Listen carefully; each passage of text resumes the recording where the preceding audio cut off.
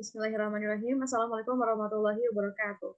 Perkenalkan, nama saya Metanah Kuliah, NPM 1003031201444, mahasiswa Fakultas Tarbiyah dan Keguruan Program Studi Pendidikan Agama Islam Universitas Islam Bandung. Saat ini saya akan mempresentasikan skripsi yang berjudul Analisis Proses Pembelajaran PAI sebagai Sarana Peningkatan Profil Pelajar Pancasila.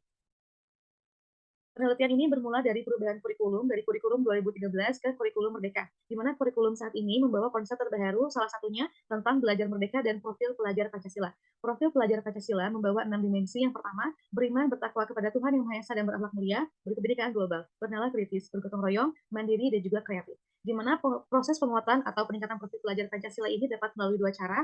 Yang pertama dengan proyek kelima yang diadakan di luar mata pelajaran, dan penguatan dalam setiap kegiatan pembelajaran di semua mata pelajaran.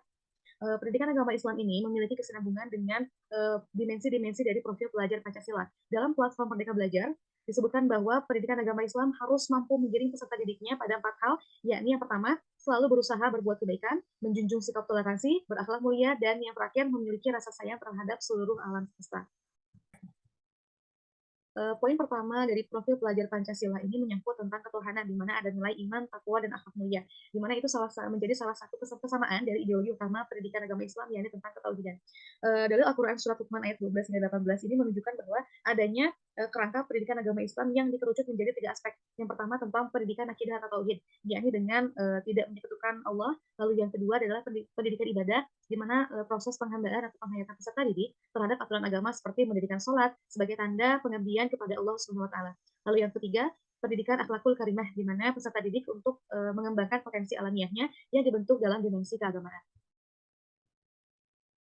Dalam kurikulum Merdeka ini atau dalam profil pelajar Pancasila ini dikemas peserta didik untuk senantiasa tumbuh menjadi peserta didik yang menguasai atau yang memiliki nilai lebih dalam sisi karakter gitu. Jadi tidak hanya pintar secara kognitif saja, namun juga secara karakter lebih matang, secara sikap juga lebih siap untuk melanjutkan ke pendidikan berikutnya. Diambil yang pertama, bagaimana proses perencanaan dan pelaksanaan pembelajaran PAI dalam materi khutbah, tablik, dan ceramah terhadap pembelajaran PAI sebagai sarana peningkatan profil pelajar Pancasila kelas 11 SMA Negeri 1 Parungkuda. Bagaimana evaluasi pembelajaran pendidikan agama Islam dalam materi khutbah, tablik, dan ceramah sebagai sarana peningkatan profil pelajar Pancasila kelas 11 SMA Negeri 1 Parungkuda.